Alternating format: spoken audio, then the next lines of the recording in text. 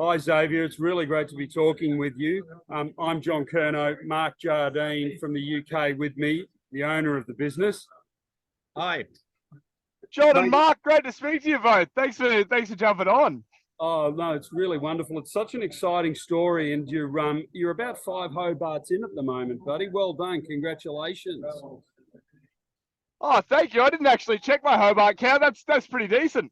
Yeah, you're 5 Hobarts in. You got a few to go. There's about 4,500 nautical mile left in it, pal. But you know, you'll get there. You're doing well. That's what I was thinking. I'm about half a transit in too. Yeah, about half a transit. Yeah, that's it. And you've been doing about 160 nautical mile days. You're probably a little bit in front of record pace just at the moment. You've got a little bit left in the gas can, but you've had a couple of slower days. I understand the whip's been out and they've been cracking you, or is it Wilson that's actually been talking to you? Oh, well, Wilson, he's the voice at the back of my head. He's like, you got the devil and the angel on the shoulder, and Wilson's kind of both. So he's kept me good company. But yeah, I was definitely having some chats with him about that period of light wind. I went from doing 160. I think my record was 163 in a day, and I went down to something like 62. So it was quite frustrating navigating that. I was trying to get my code 0 up, but the sea state wasn't allowing it. I'm doing everything I can to push this little boat, because again I'm taking on Lisa Blair's record, and she's sailing an open 50 and I'm sailing a Mini Transat, so there is a bit of a gap in boat performance, so I've really got to push the boat hard to get it going. You've had already a lot of what are some of the greatest navigational challenges, Cape York being one of them, and now where you are above Broome, you've got a lot of tidal activity. Your next mark of the course would be around Exmouth.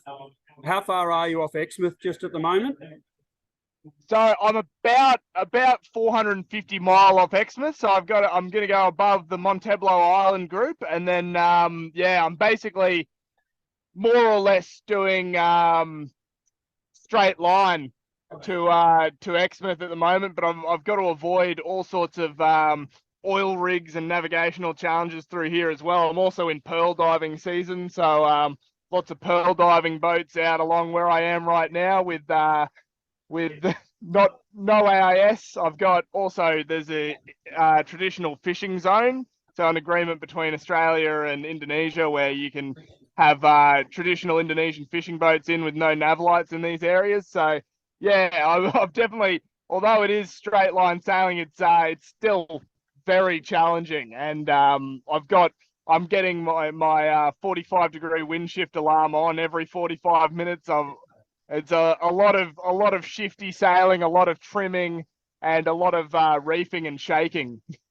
How long are the power naps? 10 minutes, 15 minutes? Is that all you're getting? I'm basically just getting 15 minutes, especially in this section here. And going through the Great Barrier Reef, no sleep, because it was so tight on the navigation. I stayed awake for 42 hours. There's certainly challenges, and as I come further along here too, there's a bit of a shipping channel off just straight through to Indonesia, so I'm avoiding that too. So that'll be a bit of no sleep and going through a big paddock of cargo ships. Now, with the Mini Transat, their usual playground is the Atlantic, and there you can choose your course according to the weather systems quite often when you've got your destination. But you're pretty much run-line sailing, and that's got to cause some frustrations when you look at the weather ahead and you've got your slow days. Absolutely. Well, it's run-line to an extent.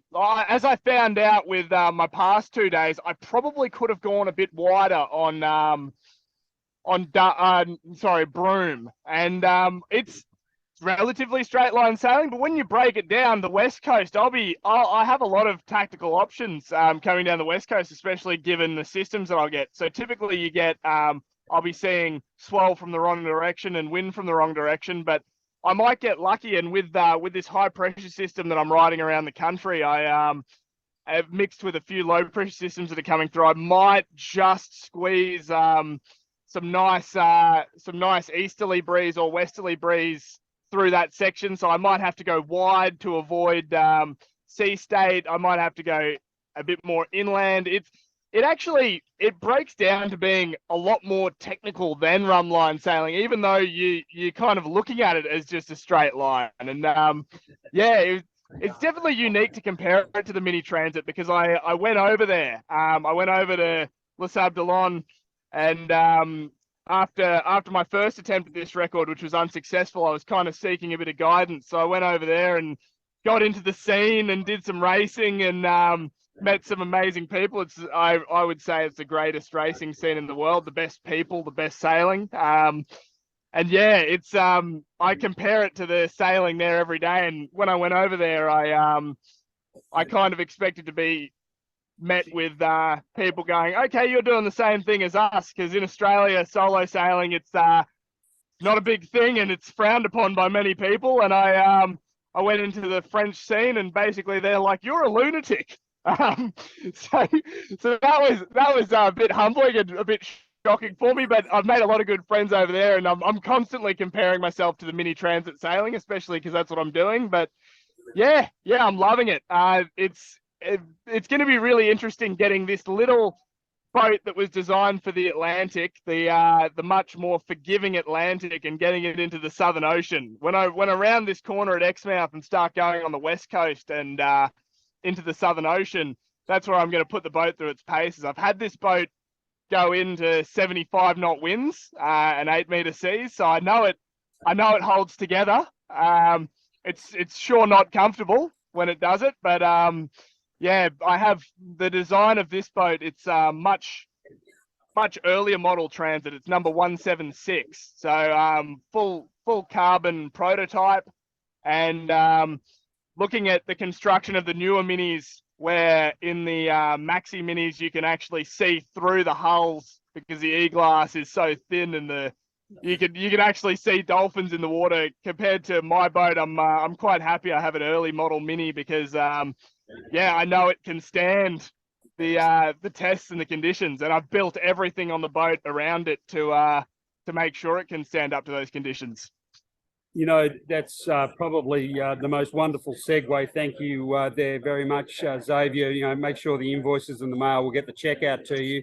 Let's talk Southern Ocean, because once you get down to Albany, you've got to go straight across to Matsyka, and you'll be at least 700 nautical miles away from anybody, which means if it all goes a little bit sideways, the first thing to get you will be the P3C Orion. Not that we want to talk about that, but that's going to be your straightest way to get there. And it's also where you're going to be on a beam reach, hopefully, and use some of the swell and the waves. How are you preparing yourself for that, given that you're not getting a huge amount of sleep? You've still got navigational issues as you go down the west coast, hopefully relatively benign conditions, but you've got to be setting yourself up for that cross from Albany to Matsyka. Absolutely, and a lot of people don't understand that. You've banged it on the head there. I'm really going into some deep isolated sailing. I'm not hugging the coast. My straight line is right there to Matsyka and East Cape, and I'm basically putting my boat into conservation mode to make sure it's okay when I get there, so that I still have a usable boat when I enter the Southern Ocean. I've saved a brand new jib, which is behind me, which I'll be putting up when I get into the Southern Ocean.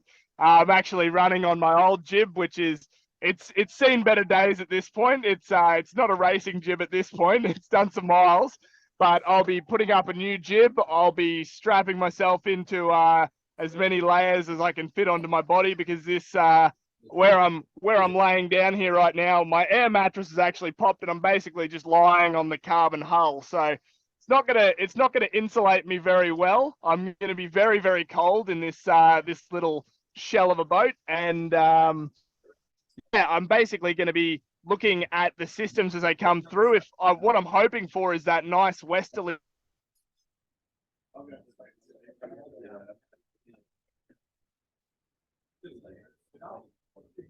or reaching along there, but it's proven a bit more complicated, because the system that I've used to ride around Australia is the South Australian high pressure system. So it sits the high pressure system sits over South Australia, which has done me really well with the breeze going around everywhere and keeping me going relatively downwind. But because that high pressure system sits and kind of lingers over South Australia, I can get a bit of interference there. So over the past week, it's been okay.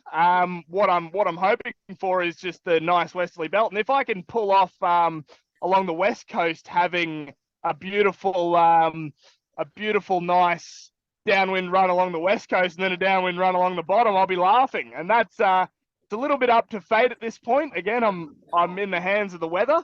I can't really do much to influence that, but I'm just going to sail around those conditions. Yeah, I'm going to go for speed in the Southern Ocean. That's why I'm putting up my new sails. I intend to make that a speed run, just as I made the East Coast a speed run. Take every single bit of distance I can in the Southern Ocean, and still sail the boat relatively conservatively. I'm not going to. I don't run my spinnakers above 16, 17 knots, because it gets in the Mini Transat, these boats just kind of explode. I've already had that happen. I've blown up one of my outriggers, so I've got a makeshift outrigger. I basically just blew a hole the size of my fist in the hull, so that was interesting. But I've patched that up. You patched it, okay? Yep, patched it up, all patched up. So that's something I'll check when I go into the Southern Ocean as well, for shrinkage around there when it gets colder. But yeah, I've got to sail the boat.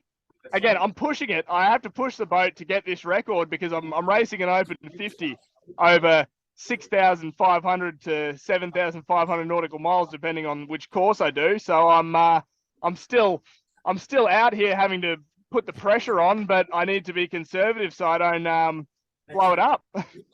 How's the food going? That's the big one, your provisions. So I'm a really big bloke. I'm 6'3". I at the start of the trip I weighed 120 kilos. I'm a stocky bloke. I've got a bit of muscle to me.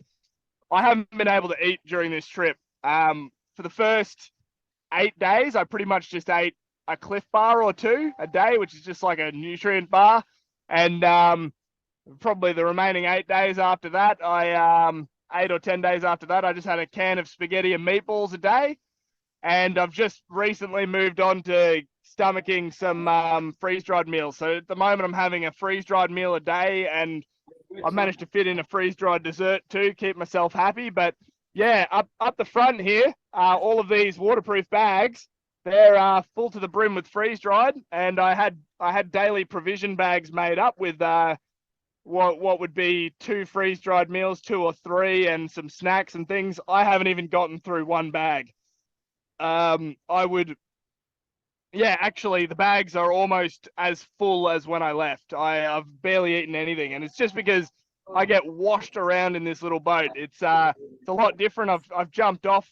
The sailing I've been doing, other than this boat, has been on Stefan, the boat in 80. So it's pretty different jumping from big boats to little boats.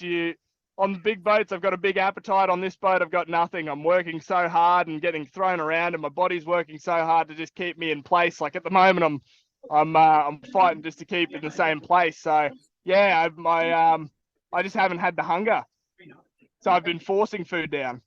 Now, when it comes to the Southern Ocean, if you've got a big swell, you're 2 sail reaching, you're inevitably going to have to do more tiller steering than you currently are. And absolutely, and I'll have a bit of fun doing that. What I do in those conditions is I run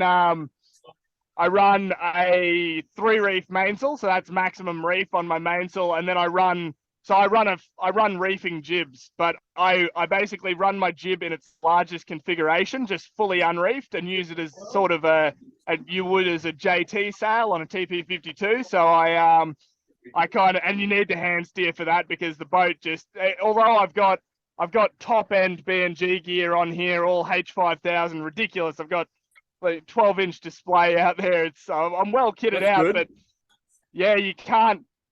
The pilot's amazing, but you can't teach it to hand steer in big waves like a human really can in those conditions, because I've got a fair bit of movement in me. And that's kind of my specialty. I've got a bit of a name being able to steer in big waves downwind.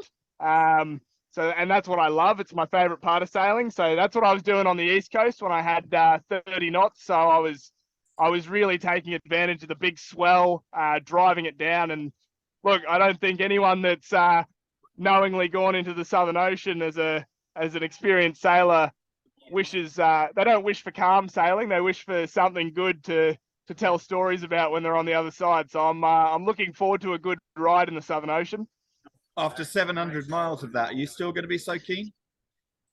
Oh, I'm already thinking about what I'm doing next. I've been talking to some people in the